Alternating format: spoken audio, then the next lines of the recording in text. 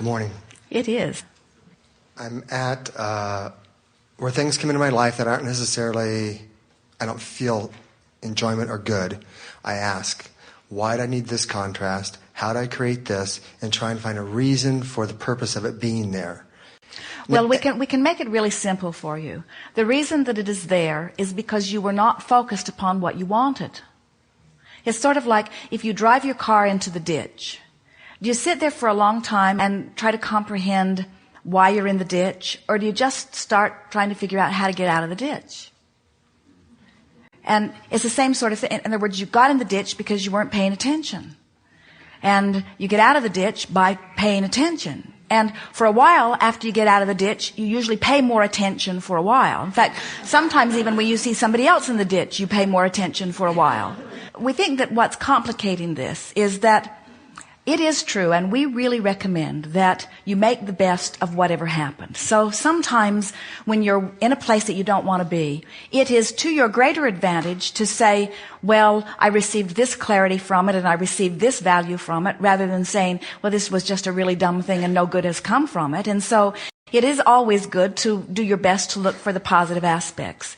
But we would not spend any time looking for the lesson or looking for the value when you're in some spot that you clearly don't want to be in. We would just start saying, wait a minute, it's not luck and it's not chance and it's not karma and it's not what somebody else did. I had my vibration, my attention upon something that brought me right here. And now I'm here. I'm really, really sure I don't want to be here. I think I won't do that again. I think I'll start thinking about things that feel better to me when I think about them, you see. Mm-hmm. That's really what we would do, because anything else just muddies the water.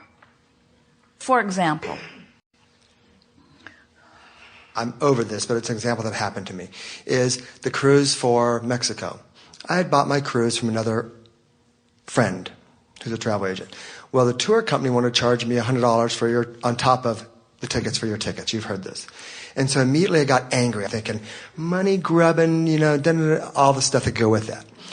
And so I hung up the phone, called her back, and I said, do you really need this money? And she said, to put me in your database? She said, yes, we do.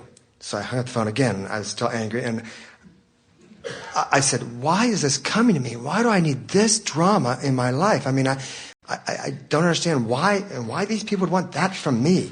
So as I'm questioning this, what came to me was, you know what? It was to give me a choice to say, if they need the money, give them the money. And so I made a conscious choice to say, okay, you need the money? You feel good about getting the money? I'll give you the money. And I felt a lot better in the moment. I still have remnants of it a little bit. And really? But I want to be real clear. I didn't come here to throw that out. I mean, I honestly... Oh, really?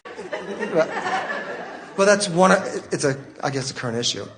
Anyways, so I kind of felt better about it. And what I learned from that... Well, it's a good example of something that you expected to be one way and you wanted to be one way and you found it another way. So the concurrent journeys that we're talking about, so there is this action journey where you're trying to figure out, do they have a valid reason for doing it? Do I need to do some research about it? In other words, should I call Jerry and Esther and find out if they know about it? And there are all of those things that you could do and maybe still may want to do, or you can take the emotional journey as you decided and say, so here is where I'm at. I can not play with them at all and feel good about it, or I can not play with them at all and feel bad about it, or I can play with them and feel good about it, or I can play with them and feel bad about it. And there's not a right or a wrong choice about whether you go or whether you don't go, but there is an appropriate choice in terms of aligning energy about whether you go and feel good about it or don't go and feel good about it. And so what you said was, well, I want to go on the cruise, so it's a much better idea for me to go, you concluded. And then you wisely decided that if I'm going to go, then I have to line up with that. In other words, because I can't or I'm not willing to go through enough antics to make the process be changed. We'll just give you a little background here. With the original cruise, the agreement that Jerry and Esther struck with the people who are organizing the cruise is that people who took the cruise would book through them. And in fact, it was even written in everything that was sent out. And then many people like yourself, other people who were affiliated with other cruise lines for a lot of different reasons, either did not see that or chose to ignore it, and so they booked without going through the original cruise line. And what happened was there was confusion about the gifts that were put in the room, all kinds of things. The dining was hard for them to arrange because they didn't have access to the names, and so the people didn't end up at the right dining tables or at the right dining times. The handful of people that chose to do that caused more trouble than the rest of the participants all put together. In other words, it was tremendous amount of effort and work for them to coordinate those lists with the cruise lines and with the other cruise lines and with Holland America and with Jerry and Esther's office. And so when the decision was made to do it again, they asked, we would like it to be stated that, and Jerry and Esther agreed that that is the way it would be, and Jerry and Esther thought that it was agreed that they would take no bookings at all. If people were wanting to book other than, and so that was the last thing that Jerry and Esther had heard about it before they received your email. So now as you hear the rest of this information, you may feel more soothed about it. And we are happy to give it to you, and Jerry and Esther are happy to give it to you because they want you to feel soothing about it. But in all of that, there is a sort of justifying of a position that Jerry and Esther are uncomfortable in offering. In other words, they're wanting you to feel good without justifying the decisions that they've made and without having to give you all of the detail and all of the background of that. In other words, there is not enough time in their day to explain to you and everyone else all of the reasons that are behind all of the decisions that they make. And they would like you to get into a place where you trust them enough to trust that they've made the best decision that they can make given the information available. And we would like you to realize that giving everyone that benefit of the doubt is the fastest route to you lining up with your energy. Now, the reason that people worry about that is because it's still this thing that we were talking about earlier with Esther wanting to be right rather than wanting the well. There's this feeling that, yes, but aren't I just caving in? Don't I become a doormat? If everybody just has their way with me and I just say, oh, la-di-da, it's all right, I care more about feeling good, then won't everybody take advantage of me? And we say, that's the culprit that's stuck in your craw. Mm-hmm. There's this residing bubble going on there that says people do take advantage of me, and it's an active enough vibration that then it shows up in lots of different places where nobody's taking advantage of you, and even if they are, even if somebody is making an effort to take advantage of you, you will not line up with anyone who's trying to take advantage of you unless you have that vibration active in your vibration that says somebody's trying to take advantage of me. Okay. So the rule of thumb always is, don't soothe yourself because the cruise agency deserves it or because Jerry and Esther do. Soothe yourself because you deserve it. Soothe yourself because nothing is worth your being out of alignment, you see. And each time you soothe yourself, what happens is you soothe that thing that's stuck in your craw, and then fewer and fewer things like that turn up, you see. Okay. All right. Well, now I'm bothered for even bringing it up because I came here not. I did my email and I agreed with the folks in California. It bothers me that it even came out of my mouth here today. I mean, where do I go with that? So now you're in a new place, and there is not an emotion that is pointing at a more wasted time of life than the emotion of regret. It gives me the example of why do I need this contrast now? Why did that come out of my mouth today? Because, and this is where you get the idea that there are lessons in things. You still have this thing stuck in your craw that people will take advantage of you. And a lot of people do. Esther nearly fell off her chair this morning when she saw how much her bowl of oatmeal cost. And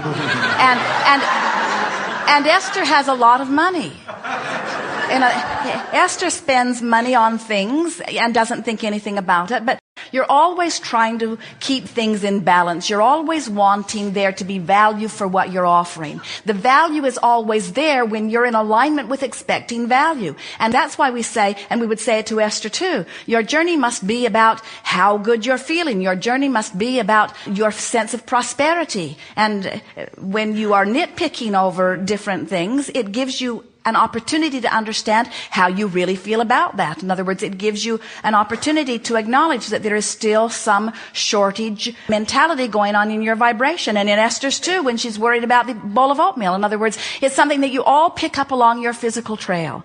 But it is something that does not serve you very well. And the way you get around that is by caring more about how you feel than trying to sort out all of the details of all of the action of all of the people that you are interacting with. None of you came to the place of feeling that there was a certain amount of resources that are being sort of divvied out. You didn't come to that incorrect feeling or thought process all at once. You picked it up over lots of interaction with lots of different people over a long period of time. And so it is not logical that in one fell swoop you're just going to say, well, that belief doesn't serve me anymore, so I'm going to believe this instead.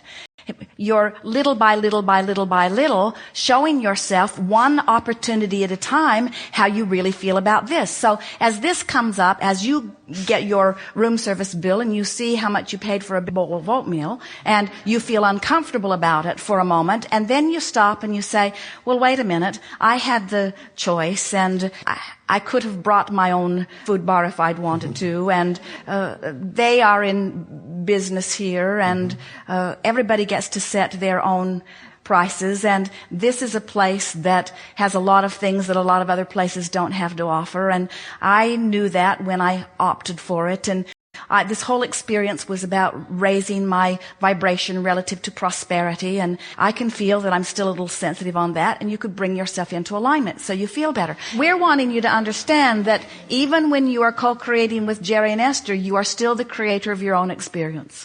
And while they both have a tendency to want to feather everyone's nest in the best possible way that they can because they care very much about everyone being uplifted and having a very good time, still, the issues that you have that are percolating within you are going to percolate within you under any and all conditions. And we think that what this situation did, it just revved your desire up in a stronger way, which made your resistance show up in a stronger way. And that is the advantage always of getting clear about what you want. When you get very clear about what you want, your resistance always shows up more. In the same way that when you drive 100 miles an hour and hit a tree, it's a bigger deal than when you drive 5 miles an hour and hit a tree. Yeah, because of the 5 most important things in my life, that cruise was one of those. Next to, mother dying, very important things in my life. I mean, I had a transition there. It was just powerful. And so then the second one to have that pop up was like, whoa, what is going on here? But anyways, I feel better, thank you. Now you know what's going on. I know what's going on. And so is the answer, you just need to roll over and let everybody have their way with you? No. Or is the answer, when I co-create, I will give myself the benefit of the doubt by giving others the benefit of the doubt? That's a much better. And does that mean that it is inappropriate for you to have an opinion about something? No, but I get stuck in that because I do end up feeling guilty or feeling like I shouldn't be having this feeling. I should be beyond it. Well, a feeling of guilt is misalignment. A feeling of blame is misalignment. In other words, and that's why we want to point out these choices. You can go and feel good. You can go and feel bad. Yeah. You cannot go and feel good. You cannot go and feel bad. And it doesn't matter whether you go or not, but it matters that you feel good about the choice that you've made. Well, I'm going and I'm going to feel good.